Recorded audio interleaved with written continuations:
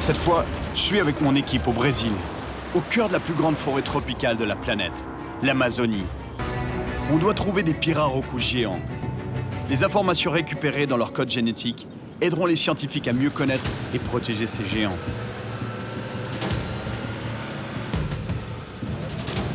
This is good. Go right here. Right. OK, tout droit maintenant. Jeff nous guide à l'aide du GPS. Mais plus on s'enfonce dans la jungle, moins la route devient fiable.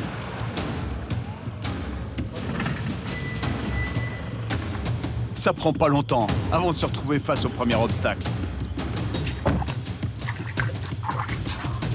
Ah, c'est pas bon ça. Guys, I need some help here. Yeah.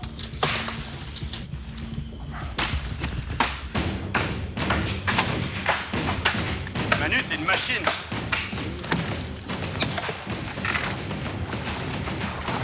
Ah, there you go.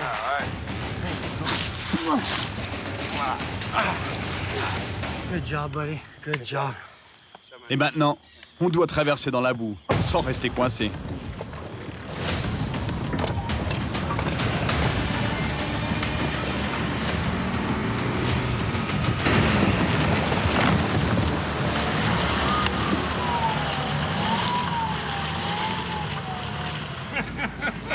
Wow, man. T'es passé proche. Je suis arrêté à ça de l'arme. Il est arrivé vite, l'arme. On vient de passer un petit lac, mais on pense que plus on s'enfonce, plus on aura de chances de trouver de bons lacs pour le pirarucu. Not too rough? Sorry, man. Yeah, it was all right, actually. Moi aussi, j'ai un téléphone satellite. Jeff, t'as le GPS? Oui. GPS, parfait.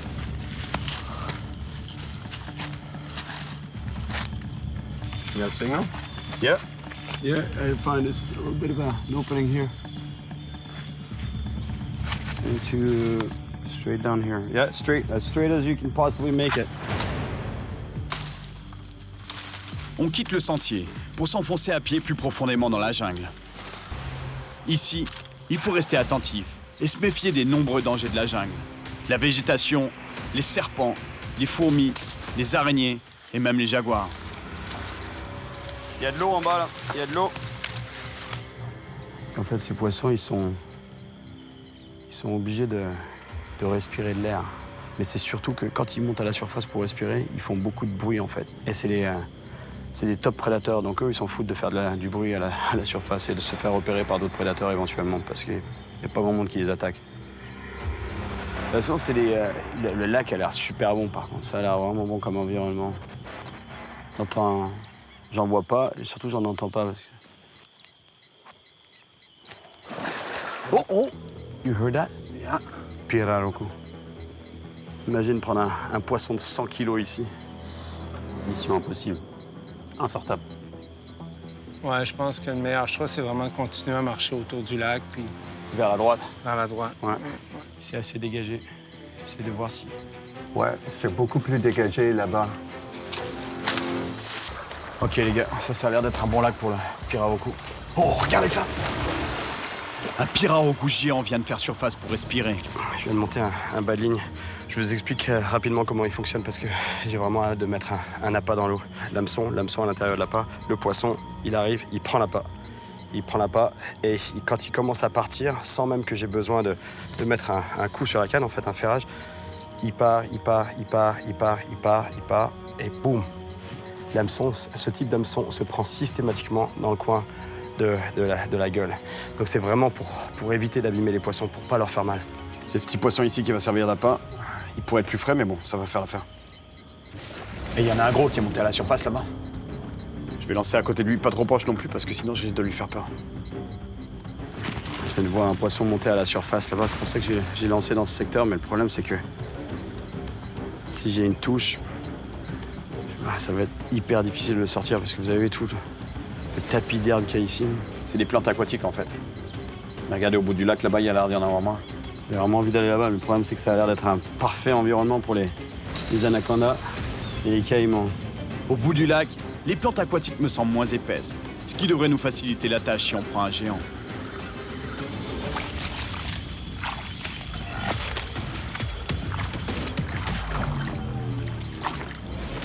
Un petit caïman ici. Et les gars, faites gaffe quand même, il peut y en avoir des plus gros dans le coin.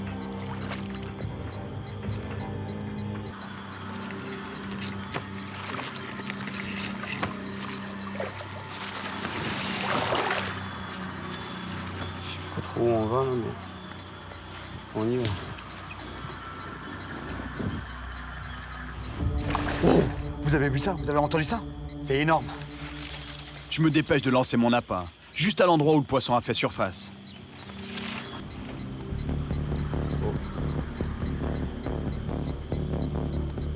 Here we go. Ça y est, un poisson est au bout de la ligne.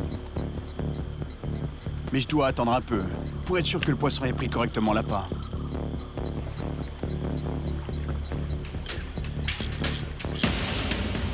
Pêcheur. C'est parti.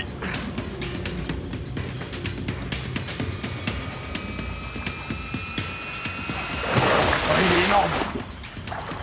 Et il est vraiment balèze. Quelle galère. Je sais pas trop comment je vais le sortir, lui. Il est juste à la lisière des herbes. Il est en train de me tirer. Les gars, restez là-bas. Je suis loin, moi pas. C'est trop chaud ici. Yeah, just let me get the shot. Bon, où j'en suis maintenant. Plus qu'à aller jusque là. Il est juste là, le poisson. C'est comme un tapis d'herbe. Bon, ça va être vraiment près du poisson. Je suis dans la jungle amazonienne avec mon équipe pour tenter de ramener des échantillons d'un pirarucu géant. Et j'en ai peut-être un au bout de la ligne. Je fais attention, les coups de tête de ces poissons sont très dangereux. La tête osseuse du pirarucu est dure comme du béton. Je ferais mieux de me dépêcher à le sortir, avant qu'un de nous se fasse violemment cogner. Il faut faire gaffe parce qu'il est en pleine forme, ce poisson-là. Je dois traîner ce poisson à travers les herbes pour recueillir un échantillon d'ADN. Mais en faisant ça, je risque de sérieusement le blesser. Je pense pas qu'il y en a un poids. Prendre les échantillons, trop compliqué. J'ai pas d'autre choix. Je dois libérer ce poisson. J'essaie juste de le faire passer par-dessus les herbes pour qu'il puisse nager librement. Ok, c'est parfait. You want to sample that guy? Can't. If I had to let it go, man, it's too complicated for you to make it here. Plus, it's not a giant.